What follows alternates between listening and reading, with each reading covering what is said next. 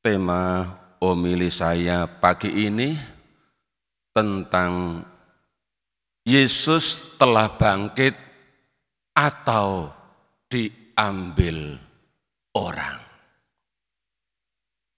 Para saudara-saudari yang dikasihi Tuhan, Injil yang kita dengar pada hari raya Paskah Yohanes bab 20 ayat 1 sampai dengan 9 menyampaikan kisah nyata yang menarik. Dikatakan bahwa ketika Simon Petrus sampai ke kubur dan kemudian ia masuk ke dalam kubur itu, ia melihat kain kafan terletak di tanah. Sedangkan kain peluh yang tadinya ada di kepala Yesus tidak terletak dekat kain kafan itu, tetapi terlipat tersendiri di tempat yang lain. Bapak, Ibu, saudara-saudari, tanda-tanda seperti ini menurut Bapak, Ibu, saudara-saudari, ini karya manusia atau karya Allah?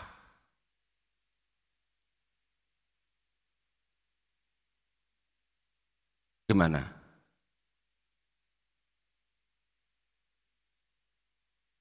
Kalau ada kain peluh yang di dalam kubur itu bisa terlipat rapi,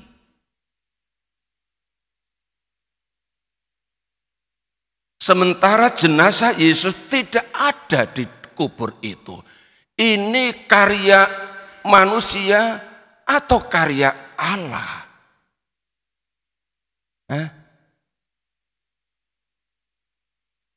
Karya manusia?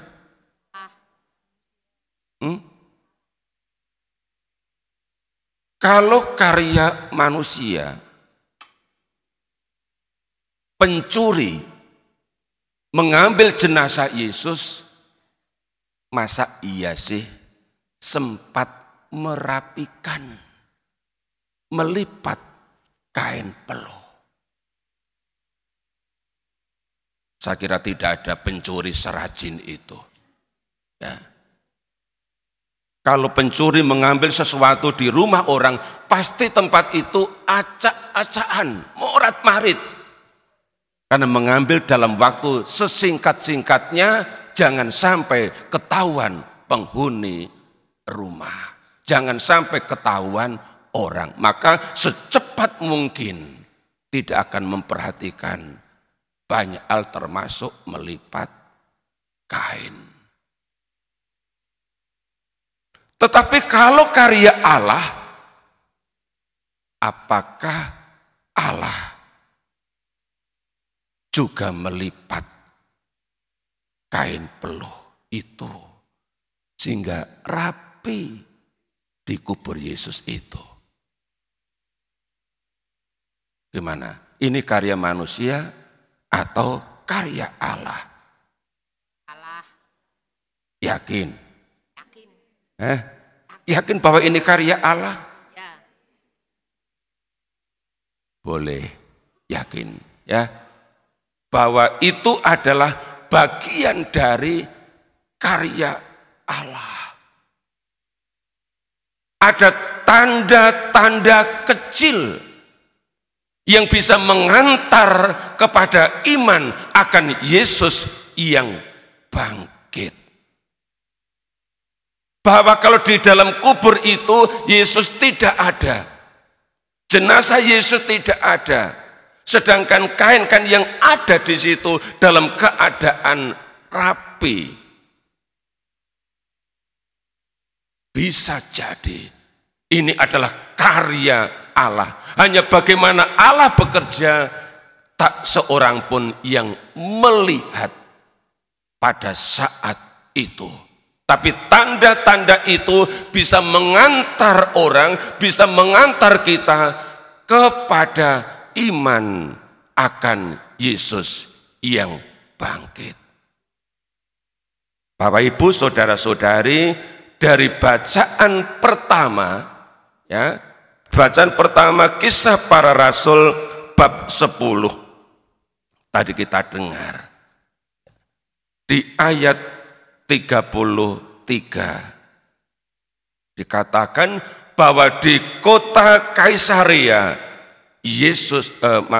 Petrus berkata begini, kami adalah saksi dari segala sesuatu yang dibuat Yesus di tanah Yudea maupun di Yerusalem. Dia telah dibunuh dan digantung pada kayu salib, tetapi Allah telah membangkitkan dia pada hari yang ketiga sejak ia wafat disalib, atau dia bangkit pada hari pertama pekan itu. Rasul Petrus memberi kesaksian bahwa Allah telah membangkitkan Yesus pada hari yang ketiga. Di bab sebelumnya, tadi kisah bab 10, di bab 2, kisah para rasul bab 2. Di ayat 14 dikatakan, pada hari Pentakosta bangkitlah Petrus berdiri bersama ke-11 rasul dengan suara nyaring. Ia berkata kepada orang banyak. Di ayat 32 Petrus berkata begini, Yesus inilah yang dibangkitkan Allah, dan tentang hal itu kami semua adalah saksi. Bapak Ibu, saudara-saudari yang dikasih Tuhan, jadi jelas bahwa makam Yesus itu kosong, bukan karena jenazah Yesus diambil orang, dicuri orang, tetapi karena Allah telah membangkitkan dia pada hari yang ketiga. Oleh karena itu, Bapak Ibu, saudara-saudari yang dikasih Tuhan, karena Yesus sungguh telah bangkit, maka mestinya kita menjadikan Yesus itu sebagai dasar iman kita dan sekaligus dasar pengharapan kita. Atau dalam bahasa Rasul Paulus dalam bacaan kedua, Kolose bab 3 ayat 4, Paulus bilang, Kristuslah hidup kita. Jadi kalau kita beriman, kita percaya bahwa Yesus sungguh telah bangkit, maka tugas kita ialah menjadikan Kristus itu sebagai hidup kita. Kristus menjadi dasar iman kita, dasar pengharapan kita. Atau dalam bahasa Santo Yohanes Paulus II, dalam nasihatnya dikatakan begini, jangan biarkan dirimu putus asa. Kita adalah orang-orang Paskah. We are men of Easter. Dan haleluya adalah nyanyian pujian kita. Inilah pesan penting dari Santo Yohanes Paulus II.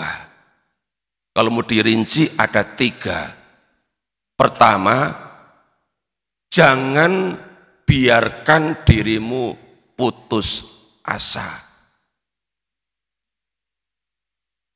Atau dalam bahasa tahun jubileum 2025 ini, jadikan dirimu sebagai peziarah pengharapan. Menjadi seorang peziarah yang berpengharapan akan Kristus yang telah bangkit. Ini yang pertama. Yang kedua, jadikan diri kita sebagai orang-orang Paskah.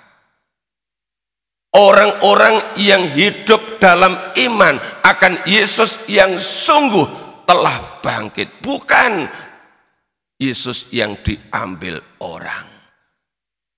Tapi Yesus yang sungguh telah bangkit. Dan menjadikan Kristus itu sebagai pegangan hidup kita. Selama kita mampu menjadikan Yesus sebagai pegangan hidup kita, kita tidak mudah goyah menghadapi aneka realitas hidup ini. Dan yang ketiga, jadikan haleluya sebagai pujian kita. Haleluya berasal dari bahasa Ibrani, artinya pujilah Tuhan atau pujilah Allah. Maka sebagai man of Easter, sebagai orang-orang Paskah, sebagai orang-orang yang percaya kepada Yesus yang sungguh telah bangkit, kita bisa menandai hari-hari hidup kita ke depan dengan puji-pujian kita. Bukan dengan keluh kesah, tetapi dengan puji-pujian kita kepada Tuhan. Sebab Tuhan sungguh telah bangkit dan Ia sungguh terlibat dalam kehidupan kita, juga dalam segala persoalan yang kita hadapi. Tuhan memberkati.